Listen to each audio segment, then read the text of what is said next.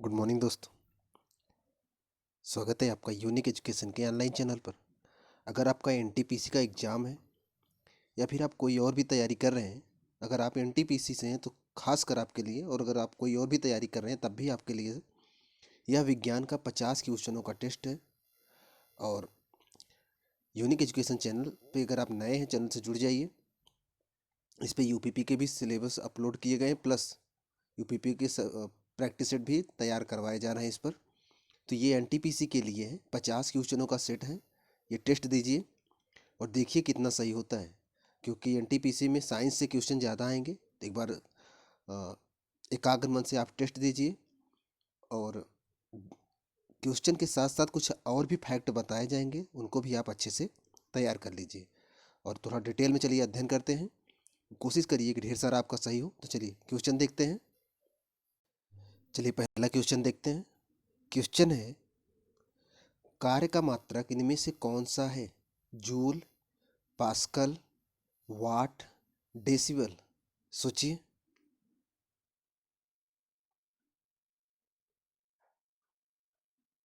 आप आंसर सोच लिए होंगे। चलिए हम आपको आंसर बताते हैं। यहाँ पर ऑप्शन ए सही है। कार्य का मात्रक जूल होता है। दरअसल यहाँ देखिए आप, कार्य का मात्रक जूल है। कार्य का मात्रक जूल है। और ये जो पास्कल दिया है, एक मिनट एक मिनट, ये जो पास्कल दिया है, पास्कल, ये दाब का मात्रक होता है।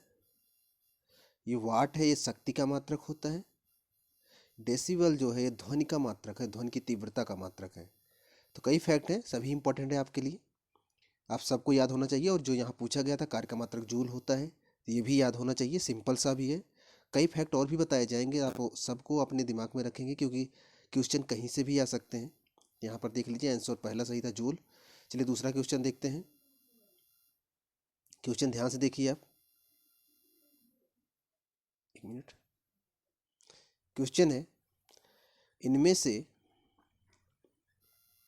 पारसिक किसका इकाई है? पारसिक किसका इकाई है? प्रकाश की चमक का, समय का, दूरी का, चुंबकीय बल की। सोचिए, पारसिक किसकी इकाई है? चलिए आंसर आप सोच लिए होंगे, हम आपको आंसर बताते हैं। यहाँ पर ऑप्शन तीसरा सही है, दूरी का। पारसिक जो है, दूरी की सबसे बड़ी इकाई है। दरअसल दूरी की इकाई सेमी होती है, उसके बाद मीटर होता है, फिर किलोमीटर होता है। तो ऐसे सबसे बड़े में जाएंगे तो मिलेगा आपको प्रकाश वर्ष। और प्रकाश वर्ष से भी बड़ा होता है पारसिक। तो पारसिक जो है दूरी की इकाई है, और प्रकाश वर्ष भी दूरी की इकाई है। प्रकाश वर्ष से जुड़ा है तो आप समय की इकाई मत समझिएगा, वो दूरी की इकाई है। इंपॉर्टेंट है, ध्यान रखिएगा। चलिए अगला क्वेश्चन देखते हैं। अगला क्वेश्चन है, हर्ट्ज में क्या मापा जाता है? हर्ट्ज क्या मापने की इकाई है? तरंग की स्पष्टता, तरंगों की आवृत्ति, तरंग दैर्ध्य, तरंगों की तीव्रता। सोचिए। चलिए आप सोच लिए होंगे, आंसर हम आपको दिखाते हैं। यहाँ पर ऑप्शन दूसरा सही है। हर्ट्ज में हम तरंग की आवृत्ति मापते हैं। तरंगों की आवृत्ति जो है वो हर्ट्ज में मापी जाती है, ये आप याद रखिएगा। और तरंग दैर्ध्य में मीटर लंबाई में मापी जाती है, तरंग की लंबाई नापी जाती है। और तरंग की तीव्रता, ये आयाम होता है इसका, ये फ्रेक्वेंसी होती है यान। चलिए अगले चलते हैं, डेसिबल में नापते हैं तरंगों की तीव्रता। अगला क्वेश्चन देखते हैं। क्वेश्चन है, एक मिनट।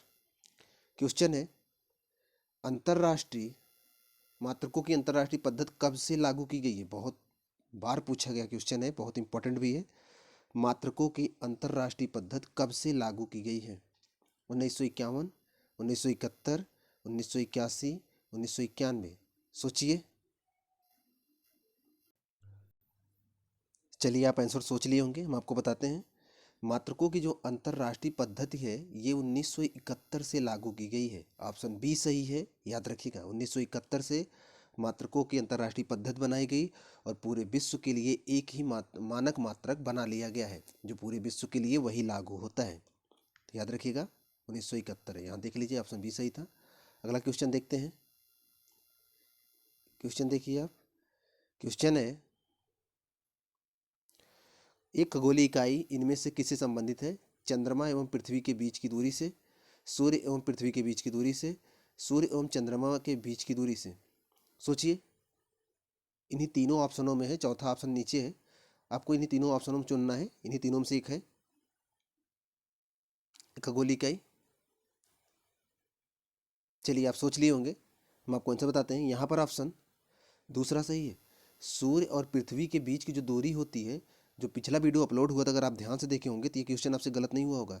सूर्य, जैसे सूर्य है, ये बुध है, ये शुक्र है, ये पृथ्वी है, तो सूर्य और पृथ्वी के बीच की जो दूरी है ये है लगभग 15 करोड़ किलोमीटर, लगभग 15 करोड़ किलोमीटर। और इसे ही बोला जाता है एक खगोलीय इकाई। तो ये पूछा गया खगोलीय इकाई इनमें से किससे संबंधित है, तो सूर्य और पृथ्वी के बीच की दूरी से संबंधित है, तो याद रखिएगा, इंपॉर्टेंट भी है ये।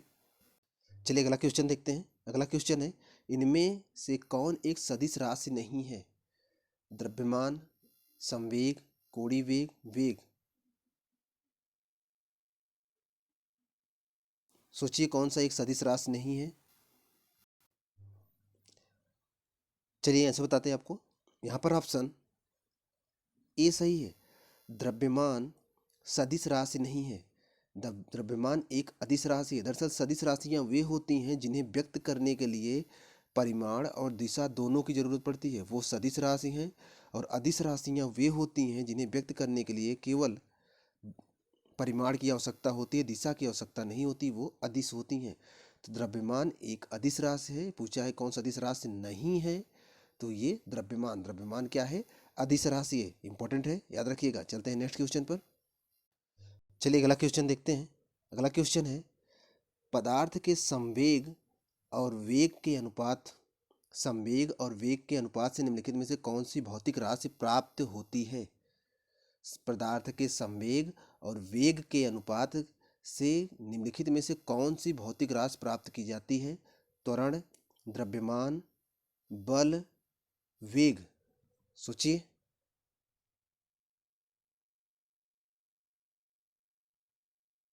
चलिए आंसर बताते हैं आपको। यहाँ पर ऑप्शन दूसरा सही है।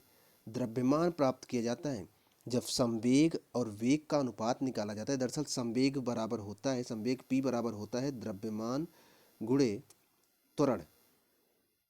और वेग, वेग में भी होता है, एक मिनट, वेग में भी कोई वस्तु या ए त्वरण से गतिमान होती है, तो वहाँ पर ए लिख सकते हैं आप, तो ए से कैंसिल हो जाएगा, तो बचेगा द्रव्यमान। तो कह रहा है कि इनके अनुपात से क्या प्राप्त होगा?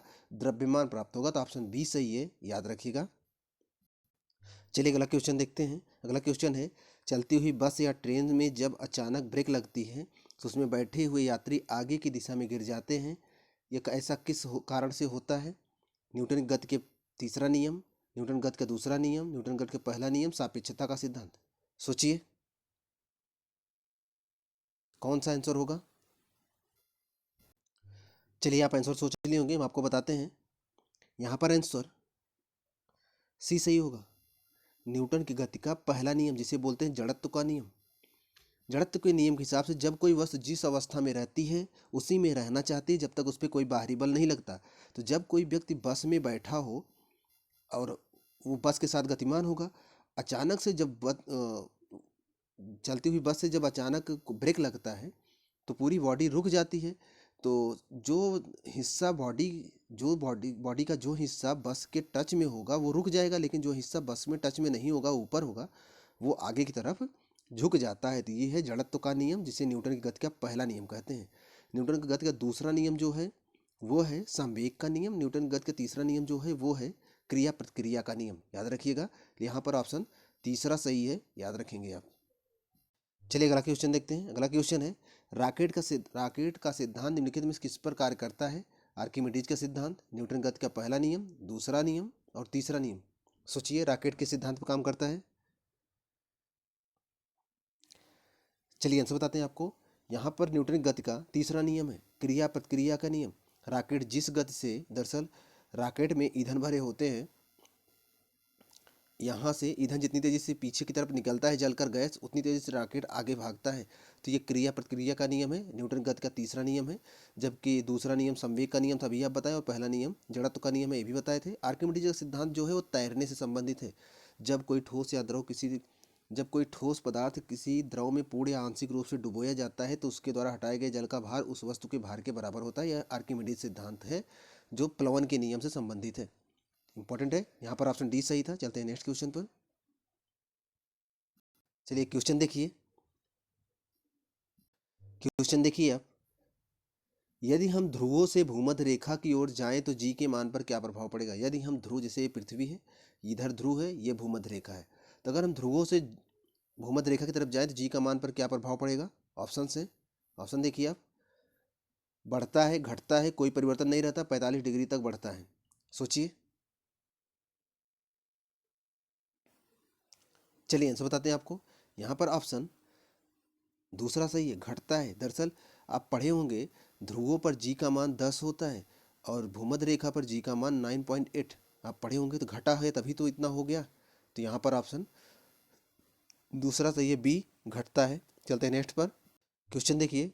क्वेश्चन है, कोई भी व्यक्ति पृथ्वी के धरातल की तुलना में चंद्रमा के धरातल पर अधिक ऊंचा उछल सकता है, क्यों।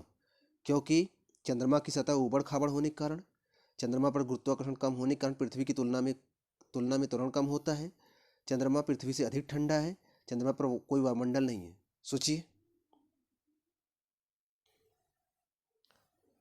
चलिए आंसर बताते हैं आपको। यहाँ पर ऑप्शन बी सही है। ऑप्शन बी सही है। चंद्रमा पर गुरुत्वाकर्षण कम होने के कारण खिंचाव कम होता है, इसलिए कोई व्यक्ति पृथ्वी की तुलना पर चंद्रमा पर अधिक ऊंचाई पर उछल सकता है। याद रखिएगा, ऊबड़ खाबड़ तो नहीं होगा, कैंसिल है। चंद्रमा अधिक ठंडा है, ठंडा से उछलने से कोई फर्क नहीं पड़ता। चंद्रमा पर कोई वायुमंडल है नहीं है, ये इससे भी उछलने से कोई फर्क नहीं पड़ता। तो यहाँ पर ऑप्शन दूसरा सही है, इंपॉर्टेंट है, याद रखिएगा। चलिए अगला क्वेश्चन देखते हैं। बार बार ये क्वेश्चन पूछा गया है, इनमें से किस तापमान पर जल का घनत्व अधिकतम होता है।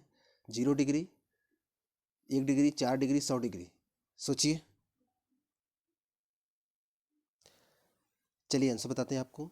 यहाँ पर ऑप्शन सी सही है।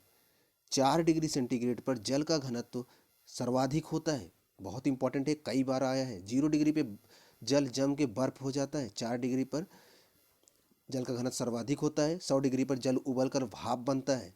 तीनों चीज़ें आप याद रखेंगे। और जल ही ऐसा है जो ठोस, द्रव, गैस पृथ्वी पर तीनों अवस्थाओं में मिलता रहता है। चलिए अगला क्वेश्चन देखते हैं। अगला क्वेश्चन है, तैराक को नदी की तुलना में समुद्र में तैरना आसान होता है, क्यों। क्योंकि नदी की तुलना में समुद्र का पानी कम दूषित होता है, समुद्र की लहरें तैराक को तैरने में मदद करती हैं, समुद्र में पानी अधिक गहरी होती है, नदी की नदी के पानी की तुलना में समुद्र के पानी का घनत्व तो अधिक होता है। सोचिए। चलिए आंसर बताते हैं आपको। यहाँ पर ऑप्शन डी सही है। घनत्व जिसका अधिक होगा आप उसमें आसानी से तैर लोगे।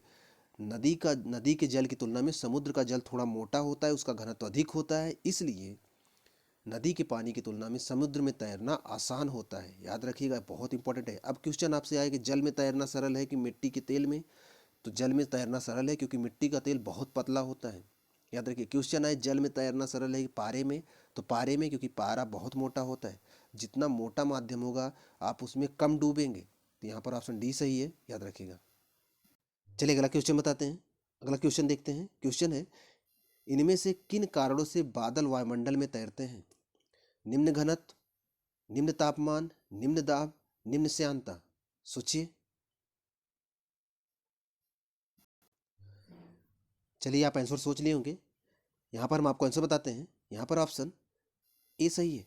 निम्न घनत्व, जिसका घनत्व कम होता है वो हल्का होता है, और हल्का होगा तो वो ऊपर रहेगा, नीचे नहीं रहेगा, आसमान में चला जाएगा।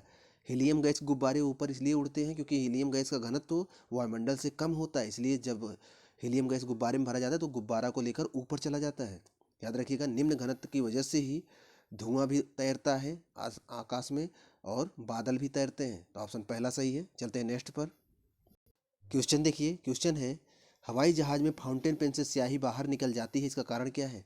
फाउंटेन पेन से स्याही हवाई जहाज में बाहर निकल जाती है, इसका कारण क्या है। ऑप्शन है, ऑप्शन देखिए आप। ऊंचाई बढ़ने से वायुदाब में कमी का होना, ऊंचाई बढ़ने से वायुदाब में वृद्धि का होना, ऊंचाई बढ़ने से वायुदाब में कोई परिवर्तन नहीं होना, उपरोक्त में से कोई नहीं।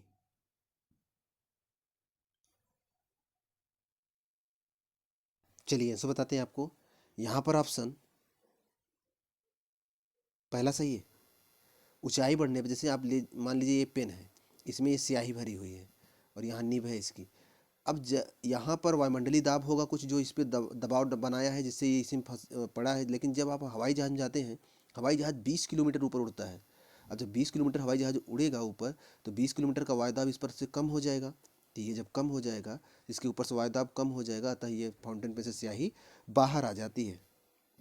चलिए अगला क्वेश्चन देखते हैं। अगला क्वेश्चन है, साबुन के बुलबुले के अंदर का दाब इनमें से होता है? वायुमंडलीय दाब से कम होता है, वायुमंडलीय दाब का आधा होता है, वायुमंडलीय दाब से अधिक होता है, वायुमंडलीय दाब के बराबर होता है। चलिए आंसर बताते हैं आपको। यहाँ पर ऑप्शन सी सही है। साबुन के बुलबुले का जब वायुमंडलीय दाब होता है, जो आंतरिक दाब होता है, साबुन के बुलबुले का जब अंदर का दाब होता है, वह वायुमंडलीय दाब से अधिक होता है। आप साबुन का बुलबुला देखे होंगे, कभी कभी बनता है, आप बना भी सकते हो। तो इसके अंदर का जो दाब होगा, वो बाहर से जो उस पर वायुमंडल का दाब पड़ रहा होगा हवा का, उससे ये अधिक होता है, तभी ये फूला पड़ा है, नहीं तो ये पिचक जाएगा। तो यहाँ पर ऑप्शन सी सही है, याद रखिएगा। अगला क्वेश्चन देखते हैं। क्वेश्चन है, इनमें से सूर्य पर ऊर्जा का निर्माण होता है? आक्सीकरण अपक्रिया द्वारा, नाभिकीय विखंडन द्वारा, नाभिकीय संलयन द्वारा, विकिरण द्वारा। सोचिए सूर्य में ऊर्जा कैसे बनता है? ये तो बहुत सरल क्वेश्चन है। चलिए आंसर बताते हैं आपको। यहाँ पर ऑप्शन सी सही है। सूर्य में जो ऊर्जा का निर्माण होता है, वो नाभिकीय संलयन के द्वारा होता है। नाभिकीय विखंडन में क्या होता है, दो नाभिक टूटते हैं, टूटकर अलग होते हैं। और नाभिकीय संलयन में क्या होता है, दो को नाभिक जुड़कर एक नया नाभिक बनाते हैं। तो दो हाइड्रोजन जुड़कर हीलियम का निर्माण करते हैं। तो ये हो नाभिकीय संलयन। नाभिकीय विखंडन में क्या होता है, एक भारी नाभिक टूट जाता है, दो हल्के नाभिकों में टूटता है, वो नाभिकीय विखंडन कहलाता है। तो सूर्य जो है, नाभिकीय संलयन होता है उसमें। हाइड्रोजन बम में भी नाभिकीय संलयन होता है, जबकि परमाणु बम में नाभिकीय विखंडन होता है। ये सब चीज़ें काम की हैं, सब आप याद रखेंगे। विकिरण क्या है? सूर्य के द्वारा जो सूर्य की गर्मी और प्रकाश आता है, विकिरण विधि से पृथ्वी पर आता है, ये आप सब याद रखेंगे। ऑक्सीकरण क्या होता है? जो लोहे में जंग लगता है, उसके लिए ऑक्सीकरण अपक्रिया जिम्मेदार है। सभी चीज़ें इंपॉर्टेंट हैं। चलिए अगला क्वेश्चन देखते हैं। अगला क्वेश्चन है, इनमें से डायनमो परिवर्तित करता है? डायनमो क्या परिवर्तित करता है? यांत्रिक ऊर्जा को विद्युत ऊर्जा में, यांत्रिक ऊर्जा को विद्युत ऊर्जा को यांत्रिक ऊर्जा में, निम्न वोल्टेज को उच्च वोल्टेज में, उच्च वोल्टेज को निम्न वोल्टेज में। सोचिए। चलिए आंसर बताते हैं आपको। यहाँ पर ऑप्शन पहला सही है। डायनमो जो है यांत्रिक ऊर्जा को विद्युत ऊर्जा में बदलता है। जो आप जनरेटर देखते हो, जनरेटर में एक डायनमो लगा होता है। जब जनरेटर चलता है तो डायनमो तेजी से घूमता है। जब वो तेजी से घूमता है, तो घूमना एक यांत्रिक ऊर्जा है, उसको यांत्रिक ऊर्जा दी जा रही है। घूमने के दौरान वो विद्युत ऊर्जा बनाता है, तो यांत्रिक ऊर्जा को विद्युत ऊर्जा में बदलता है। ये काम डायनमो का होता है। और विद्युत ऊर्जा को यांत्रिक ऊर्जा में जो बदलता है, वो होता है विद्युत मोटर। जो घरों में पहले विद्युत विद्युत मोटर जो लगते हैं, जिसमें विद्युत जाने के बाद वो घूमने लगते हैं, तो विद्युत मोटर जो होते हैं वो यांत्रिक ऊर्जा को विद्युत ऊर्जा में बदलते हैं। सॉरी, विद्युत ऊर्जा को यांत्रिक ऊर्जा में बदलते हैं। जो निम्न वोल्टेज को उच्च वोल्टेज में और उच्च वोल्टेज को निम्न वोल्टेज में बदलने का काम ट्रांसफार्मर का होता है, जो स्टेबलाइजर काम करता है। तो ये चीज़ें दोनों स्टेबलाइजर संबंधित है। तो यहाँ पर ऑप्शन ए सही था, याद रखेंगे। चलिए अगला क्वेश्चन देखते हैं। आर्किमिडीज का नियम इनमें से किसे संबंधित है? वायुदाब का नियम है, समकोण त्रिभुज का नियम है, प्लवन का नियम है, गुरुत्वाकर्षण का नियम है। सोचिए। चलिए आंसर बताते हैं आपको। यहाँ पर ऑप्शन सी सही है। प्लवन का नियम, तैरने का नियम, अभी थोड़ी देर पहले हम चर्चा किए थे। जब कोई ठोस किसी द्रव में पूर्ण या आंशिक रूप से डुबोया जाता है, तो उसके भार में कमी महसूस होती है। यह आभासी कमी उसके द्वारा हटाए गए जल के भार के बराबर होता है। ये हम पढ़े थे, आर्किमिडीज का सिद्धांत है ये। और ये तैरने का नियम कहते हैं, जिसे प्लवन का नियम भी कहते हैं, से संबंधित है। आर्किमिडीज का सिद्धांत है, याद रखेंगे आप, बहुत इंपॉर्टेंट है ये। चलिए अगला क्वेश्चन देखते हैं। क्वेश्चन है, पानी की बूंदों का पानी की बूंदों का एक मिनट पानी की बूंदों का तैलीय पृष्ठों पर न चिपकने का कारण इनमें से क्या है? आसंजक बल का प्रभाव, अगला ऑप्शन है तेल की अपेक्षा जल का हल्का होना, पृष्ठ तनाव, किसकी बल के कारण। सोचिए कौन सा ऑप्शन सही है। चलिए आप आंसर सोच लिए होंगे। यहाँ पर ऑप्शन ए सही है, असंजक बल के कारण पानी के जो पृष्ठ हैं वो जल की तैलीय सतहों पे नहीं चिपकते, उसका कारण है असंजक बल। ससंजक बल और असंजक बल आप पढ़े होंगे साइंस में। चलिए अगला क्वेश्चन देखते हैं। अगला क्वेश्चन है, एसआई पद्धति में तापमान की इकाई क्या है? तापमान एसआई पद्धति में किसमें मापा जाता है? Degree centigrade, kelvin, degree Celsius, degree Fahrenheit. सोचिए। चलिए आंसर बताते हैं आपको। यहाँ पर ऑप्शन दूसरा सही है, केल्विन। आप जब अगर हाई स्कूल में सवाल लगाए होंगे उष्मा चैप्टर से, तो आप केल्विन में बदलते होंगे सभी को। डिग्री सेंटीग्रेड को में 273 जोड़ के केल्विन बदलते होंगे आप, याद होगा आपको। यहाँ पर ऑप्शन बी सही है, याद रखिएगा। चलते हैं नेक्स्ट क्वेश्चन पर। चलिए अगला क्वेश्चन देखते हैं। क्वेश्चन है, जलप्रपात के अधः स्थल पर जल का तापमान ऊपर की अपेक्षा अधिक होने का कारण क्या है? जलप्रपात के अधः स्थल पर जल का तापमान ऊपर की अपेक्षा अधिक होने का कारण क्या है? धरातल पर पृष्ठीय ऊष्मा उपलब्ध कराता है, गिर रहे जल आसपास से ऊष्मा का शोषण कर लेते हैं, अधः स्तर पर जल की स्थित ऊर्जा अधिक होती है। चौथा ऑप्शन है, गिर रहे जल की गतिज ऊर्जा ऊष्मा में बदल जाती है। सोचिए। चलिए आंसर बताते हैं आपको। यहाँ पर ऑप्शन डी सही है, गिर रहे जल की गतिज ऊर्जा। जैसे ये जलप्रपात है, यहाँ से पानी नीचे गिर रहा है, तो यहाँ से यहाँ गिर रहा है, तो ये जो गति करके आ रही है, ये गतिज ऊर्जा उष्मीय ऊर्जा में बदल जाती है। यही कह रहा है, गिर रहे जल की गतिज ऊर्जा उष्मीय ऊर्जा में बदल जाती है, इसलिए अधः स्थल का यहाँ का जो जल है वो गर्म हो जाता है। चलिए अगला क्वेश्चन देखते हैं। क्वेश्चन है, ठंडे प्रदेशों में पारा के स्थान पर अल्कोहल को तापमापी द्रव के रूप में वरीयता दी जाती है, ऐसा क्यों? ऑप्शन है, अल्कोहल उष्मा का अच्छा संचालक है, अल्कोहल का द्रवणांक पारा से कम होता है, अल्कोहल पारा से अधिक सस्ता होता है, अल्कोहल का द्रवणांक पारा से अधिक होता है। सोचिए।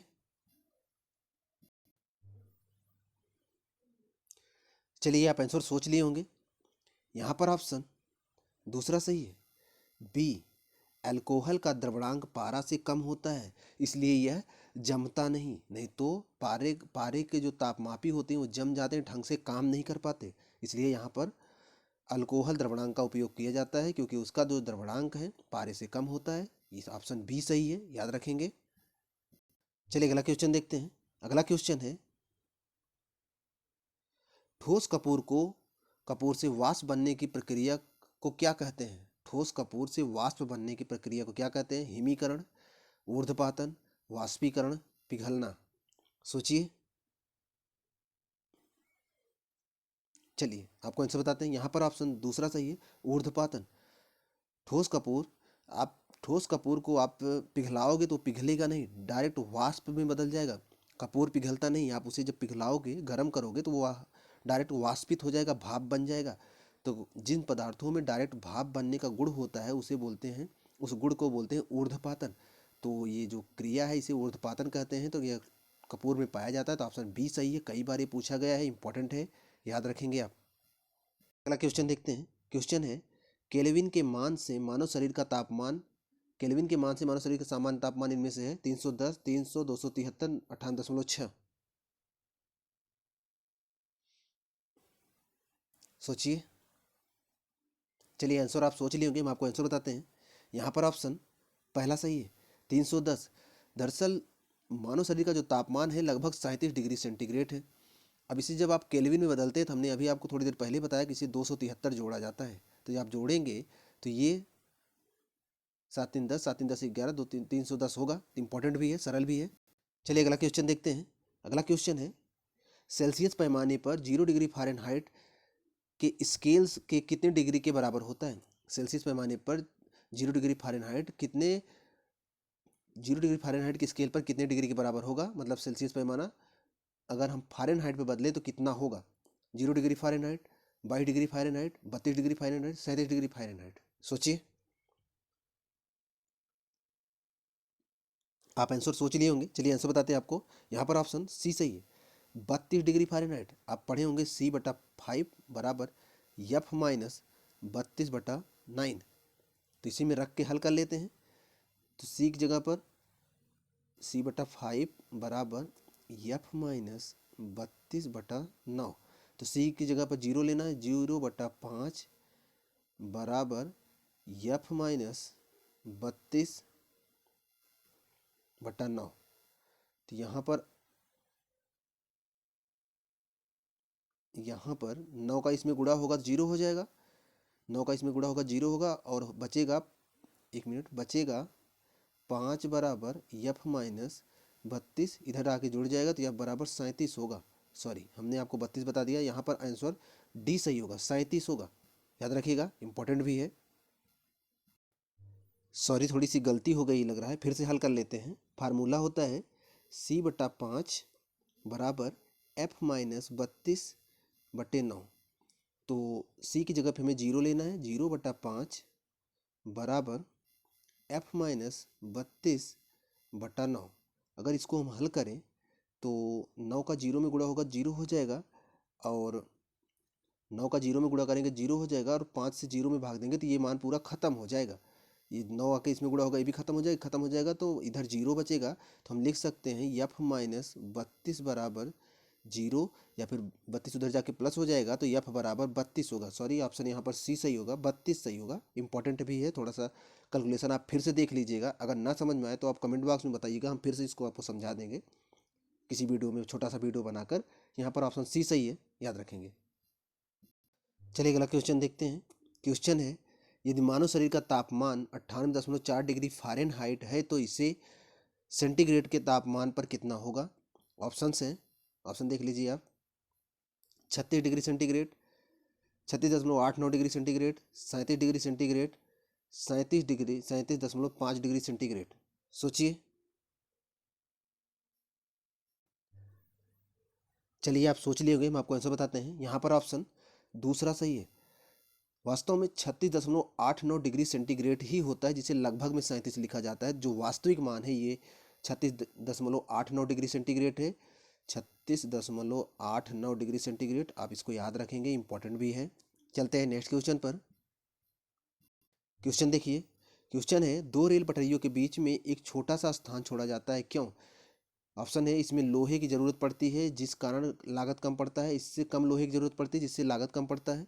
दूसरा है, लोहे की पटरियाँ गर्म होने पर फैलती हैं और ठंडी होने पर सिकुड़ती हैं, गुरुत्व बल उत्पन्न होने के लिए। इनमें से कोई नहीं। सोचिए।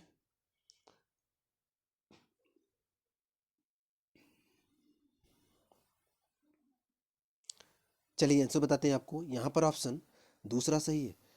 लोहे की पटरियों के बीच में थोड़ा सा गैप छोड़ा जाता है ताकि ठंडियों में लोहे में प्रसार होता है, रेखी प्रसार होता है, तो ये एडजस्ट हो सके, और गर्मियों में सिकुड़ती हैं, तो जब ठंडियों में प्रसार होता है तो ये इसी गैप में एडजस्ट हो सके। अगर ये गैप नहीं छोड़ा जाएगा तो पटरियाँ टेढ़ी हो जाएंगी, जिससे क्या होगा, ट्रेन के, रेलवे के पलटने की संभावना बढ़ जाएगी। तो यहाँ पर ऑप्शन दूसरा सही है, इंपॉर्टेंट भी है, याद रखेंगे आप। अगला क्वेश्चन है, निम्नलिखित में से कौन उष्मा का सर्वोत्तम चालक है? चमड़ा, लकड़ी, जल, पारा। बहुत सरल क्वेश्चन है ये। चलिए आंसर बताते हैं आपको। यहाँ पर ऑप्शन डी सही है, पारा। पारा उष्मा का सर्वोत्तम चालक है, इसीलिए पारे के थर्मामीटर बनाए जाते हैं जो बुखार नापने के काम आते हैं। तो ऑप्शन डी सही है, याद रखेंगे। चलिए अगला क्वेश्चन देखते हैं। अगला क्वेश्चन है, काले कपड़ों के मुकाबले सफ़ेद कपड़े ठंडे होते हैं, क्यों? सफ़ेद कपड़ा अपने पास पहुंचने वाले प्रकाश और ऊष्मा को परावर्तित करता है। सफ़ेद कपड़ा अपने पास पहुंचने वाले प्रकाश और ऊष्मा को शोषित करता है। सूर्य के प्रकाश को पूर्णतया शीतल कर देता है। प्रकाश भेदक नहीं होने देते, प्रकाश भेदक नहीं होने देते। सोचिए।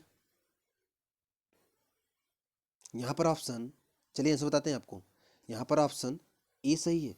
सफ़ेद कपड़ा अपने पास पहुँचने वाले प्रकाश और ऊष्मा को परावर्तित कर देते हैं, अवशोषित नहीं करते। इसीलिए ये काले कपड़ों के मुकाबले सफ़ेद कपड़े ठंडे होते हैं गर्मियों में, इसीलिए सफ़ेद कपड़े पहनने की सलाह दी जाती है।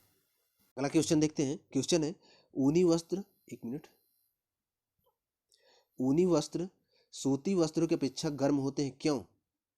सूती कपड़ों सूती कपड़ों से भारी होते हैं, ताप के अच्छे वितरक होते हैं, ताप के अच्छे रोधक होते हैं, ताप के अच्छे शोषक होते हैं। सोचिए। चलिए आप आंसर सोच लिए होंगे, हम आपको आंसर बताते हैं। यहाँ पर ऑप्शन सी सही है। ताप के अच्छे रोधक होते हैं। जो ऊनी वस्त्र होते हैं आप देखेंगे उनके उनके बीच में सांस होता है और इन सांसों में वायु भर जाती है। ऊनी वस्त्रों के सांसों में वायु भर जाती है, वायु जो है उष्मा का कुचालक होता है, इसलिए ऊनी वस्त्र अंदर वाले गर्मी को बाहर नहीं जाने देते, अतः हमें गर्मी लगती है। तो ऑप्शन सी सही है, याद रखेंगे आप। अगला क्वेश्चन देखिए, गर्मियों के दिनों में गर्मियों के दिनों के दौरान मिट्टी के बर्तन में रखा पानी ठंडा हो जाता है, किन कारणों से? ऑप्शन है, ध्यान दीजिए, क्वेश्चन फिर से पढ़ लीजिए। गर्मियों के दिनों में मिट्टी के बर्तन में रखा पानी ठंडा हो जाता है, क्यों? ऑप्शन है, ऑप्शन ध्यान से देखिए, वाष्पोसर्जन, ऑस्मोसिस, वाष्पीकरण, विसरण। सोचिए, चलिए आंसर बताते हैं आपको। यहाँ पर ऑप्शन सी सही है, वाष्पीकरण के दौरान ऐसा होता है। वाष्पीकरण के दौरान पानी जो है ठंडा हो जाता है। ये ऑप्शन सी सही है, याद रखेंगे आप। अगला क्वेश्चन देखते हैं। क्वेश्चन है, रेफ्रिजरेटर में थर्मोस्टेट का कार्य क्या होता है? रेफ्रिजरेटर में थर्मोस्टेट लगा होता है, इसका कार्य क्या होता है? एक समान तापमान बनाए रखना, गलनांक का घटाना, हिमायन को आप बढ़ाना, तापमान को कम करना। सोचिए, चलिए आंसर बताते हैं आपको। थर्मोस्टेट का काम होता है, स्टेट मीन्स होता है स्थिर रखना, एक समान तापमान को स्थिर रखने का काम ही थर्मोस्टेट का होता है। याद रखिएगा, ये बहुत इंपॉर्टेंट है। रेफ्रिजरेटर में इसका यही काम होता है। थर्मोस्टेट, स्टेट मीन्स होता है स्टेट, जैसे रोके रखे, स्टेट करे, तो थर्मोस्टेट का काम होता है एक समान तापमान को स्थिर रखना। चलते हैं नेक्स्ट क्वेश्चन पर। अगला क्वेश्चन देखिए, खाना पकाने के बर्तनों के नीचे का बाहरी हिस्सा काला क्यों छोड़ा जाता है? ऑप्शन है, काली सतह उष्मा की कुचालक होती है, काली सतह उष्मा की अच्छी अवशोषक होती है, काली सतह उष्मा की सुचालक होती है, बर्तन को साफ करने में आसानी होती है। सोचिए,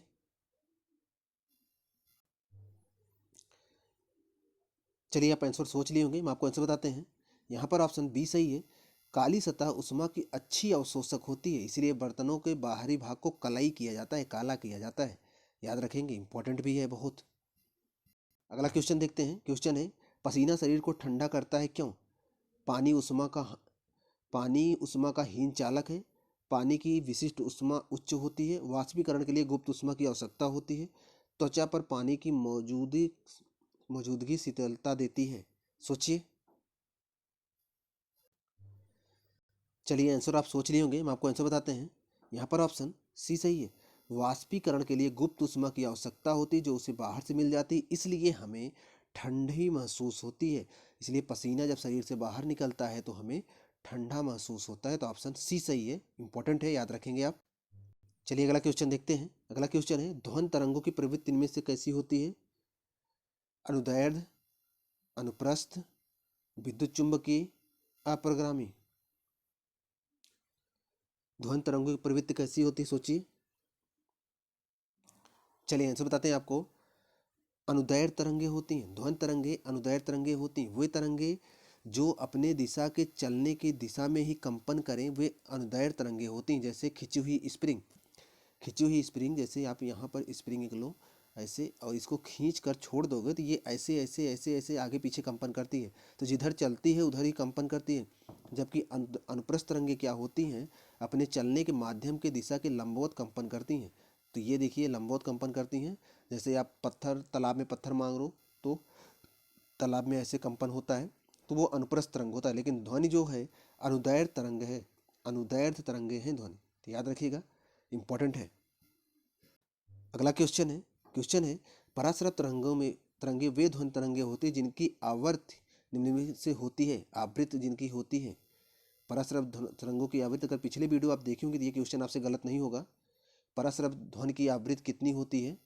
सोचिए, 20,000 हर्ट्ज से 20 हर्ट्ज से 20,000 हर्ट्ज तक, 20 किलो हर्ट्ज से अधिक, 20 किलो हर्ट्ज से कम, इनमें से कोई नहीं। सोचिए, चलिए आंसर आप सोच लिए होंगे। यहाँ पर ऑप्शन बी है, 20 किलो हर्ट्ज। दरअसल 1 किलो में 1,000 होता है, 20 किलो में 20,000। तो जिन तरंगों की आवृत्ति 20,000 हर्ट्ज से अधिक होती है वो पराश्रव्य होती हैं, जिनका और जो इनकी आवृत्ति 20 हर्ट्ज से 20,000 के बीच में होती हैं वो श्रव्य होती हैं, जिनकी आवृत्ति 20 हर्ट्ज से कम होती है वो अपश्रव्य होती हैं। पिछले वीडियो में भी ये बताया गया था, इस वीडियो में भी बताया जा रहा है, इसको याद रखिएगा, इंपॉर्टेंट है। चलते हैं नेक्स्ट क्वेश्चन पर। अगला क्वेश्चन है, सरल क्वेश्चन है। अपश्रव्य तरंगों की आवृत्ति कितनी होती है? 20 हर्ट्ज से कम, 20 हर्ट्ज से 20,000 तक, 20,000 से अधिक, इनमें से कोई नहीं। सोचिए। चलिए आंसर आप सोच लिए होंगे, अभी जस्ट थोड़ी देर पहले हम आपको बताए थे। यहाँ पर ऑप्शन पहला सही है, जिनकी आवृत्ति 20 हर्ट्ज से कम होती है वे अपश्रव्य तरंगे होती हैं। इंपॉर्टेंट भी है, सरल भी है ये। चलिए अगला क्वेश्चन देखते हैं। अगला क्वेश्चन है, पराश्रव तरंगों को इनमें से सबसे पहले किसने सीटी बजाकर उत्पन्न किया था? हर्ट्ज ने, फैराडे ने, गाल्टन ने, न्यूटन ने। सोचिए। चलिए आंसर बताते हैं आपको। यहाँ पर ऑप्शन सी सही है, गाल्टन ने। आप गाल्टन की सीटी का नाम सुने होंगे, तो गाल्टन की सीटी जो है पराश्रव्य तरंगे उत्पन्न करती है जिनकी आवृत्ति 20,000 हर्ट्ज से अधिक होती है। तो ऑप्शन सी सही है, याद रखिएगा। अगला क्वेश्चन देखिए। क्वेश्चन है, कीड़े मकोड़ों को घर से दूर भगाने के लिए प्रयोग किया जाने वाला ध्वनि तरंग कौन सा है? रेडियो तरंग, इंफ्रारेड तरंग, इंफ्रारेड तरंग, सबसोनिक तरंग, अल्ट्रासोनिक तरंग। चलिए आंसर बताते हैं आपको। यहाँ पर ऑप्शन डी सही है, अल्ट्रासोनिक तरंगों का उपयोग होता है कीड़े मकोड़ों को घरों में से दूर भगाने के लिए। इंपॉर्टेंट है। अगला क्वेश्चन देखते हैं। क्वेश्चन है, इनमें से किस में ध्वनि की चाल सबसे अधिक होती है? जल में, वायु में, स्टील में, निर्वात में।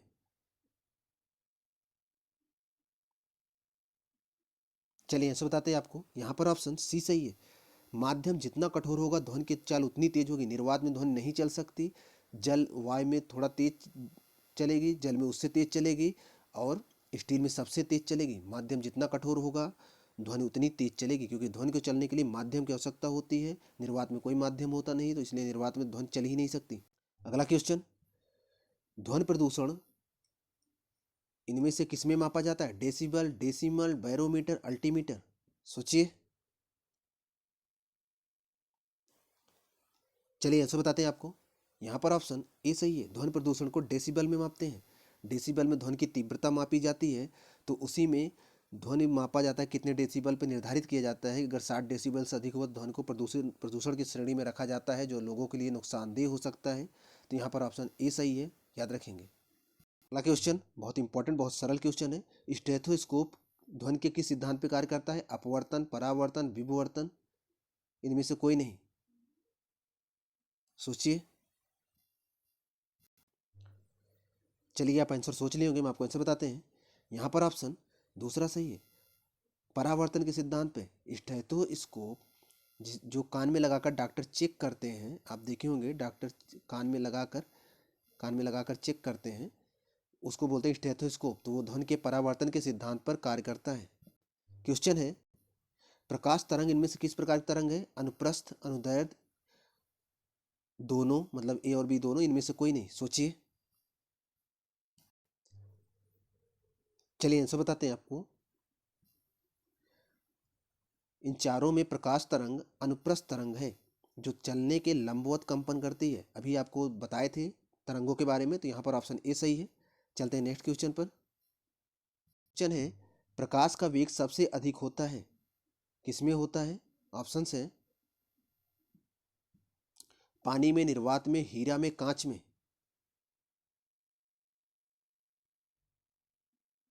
चलिए ऐसे बताते हैं आपको। यहाँ पर ऑप्शन दूसरा सही है, निर्वात में। माध्यम जितना सरल होगा प्रकाश उतनी तेज चलेगी। जस्ट ध्वनि का अपोजिट होता है, माध्यम जितना कठोर होता है ध्वनि उतना तेज चलता है, माध्यम जितना कठोर होगा प्रकाश उतना स्लो चलेगा। माध्यम जितना सरल होगा प्रकाश उतना तेज चलेगा। निर्वात में प्रकाश एकदम एकदम सरल माध्यम होता है, वहाँ कुछ नहीं होता, इसलिए निर्वात में प्रकाश सबसे तेज चलता है, जिसकी चाल होती है 3 × 10⁸ मीटर प्रति सेकंड, या फिर कह सकते हैं 3 लाख किलोमीटर प्रति सेकंड। तो ऑप्शन बी सही है, इंपॉर्टेंट है। चलिए अगला क्वेश्चन देखते हैं। अगला क्वेश्चन है, पूर्ण सूर्य ग्रहण अधिकतम कितने समय तक हो सकता है? 240, 360, 460, 540। सोचिए। चलिए आंसर बताते हैं आपको। यहाँ पर ऑप्शन सी सही है, पूर्ण सूर्य ग्रहण अधिकतम 460 सेकंड तक हो सकता है। इसको आप याद रखेंगे। अगला क्वेश्चन है, चंद्रमा से पृथ्वी तक आने में प्रकाश को लगभग कितना समय लगता है? 1.25 सेकंड, 8 सेकंड, 8 मिनट, 80 सेकंड। सोचिए। चलिए आंसर बताते हैं आपको। यहाँ पर ऑप्शन पहला सही 1.25 सेकंड। दरअसल चाल बराबर दूरी बटा समय होता है। अब जो प्रकाश की चाल होती है 3 लाख किलोमीटर प्रति सेकंड होती है, और जो पृथ्वी से चंद्रमा की दूरी है वो 3,84,000 है। तो जब 3 लाख से 3,84,000 में भाग देंगे तो 1.25 सेकंड ही आएगा। तो इंपॉर्टेंट है, पहला ऑप्शन सही है, याद रखेंगे।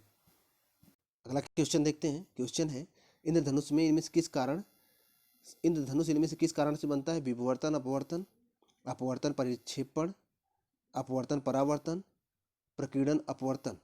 सोचिए इंद्रधनुष किस कारण से बनता है। चलिए आंसर बताते हैं आपको। यहाँ पर ऑप्शन सी सही है। अपवर्तन और परावर्तन के कारण इंद्रधनुष का निर्माण होता है। इसी में पूर्ण आंतरिक परावर्तन हो जाता है, इसलिए इंद्रधनुष बनता है, जो 7 रंगों में टूटता है। और 7 रंगों में टूटता है, जिसमें लाल सबसे बाहर और बैगनी सबसे अंदर होता है। तो याद रखेंगे। चलते हैं नेक्स्ट क्वेश्चन पर। क्वेश्चन है, बहुत मशहूर क्वेश्चन है, मृग मरीचिका बनाने वाली परिघटना को क्या कहते हैं? ध्रुवीकरण, विवर्तन, पूर्ण आंतरिक परावर्तन, व्यतिकरण। सोचिए। चलिए आंसर बताते हैं आपको। यहाँ पर ऑप्शन सी सही है। पूर्ण आंतरिक परावर्तन की वजह से मृग मरीचिका बनती है। जो दूर पर दिखता है, कोई पेड़ है या फिर दिखता है कोई जल है, उसे बोलते हैं मृग मरीचिका। ये पूर्ण आंतरिक परावर्तन की वजह से होता है। चलते हैं नेक्स्ट क्वेश्चन और लास्ट क्वेश्चन में। क्वेश्चन है, ध्यान से देखिए, पेट या शरीर के अन्य आंतरिक भागों के अन्वेषण के लिए प्रयुक्त। क्वेश्चन देखिए, पेट या शरीर के आंतरिक भागों के अन्वेषण के लिए प्रयुक्त तकनीक एंडोस्कोपी आधारित होती है। एंडोस्कोपी किस सिद्धांत पर आधारित होती है? क्वेश्चन ये है। ऑप्शन है आपके व्यतिकरण परिघटना पर, पूर्ण आंतरिक परावर्तन परिघटना पर, विवर्तन परिघटना पर, ध्रुवण परिघटना पर। सोचिए।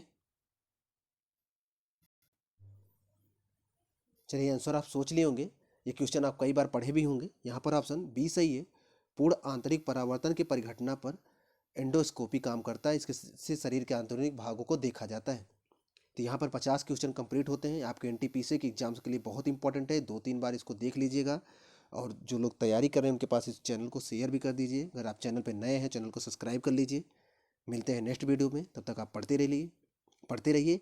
आपके एग्जाम के लिए आपको बेस्ट ऑफ लक।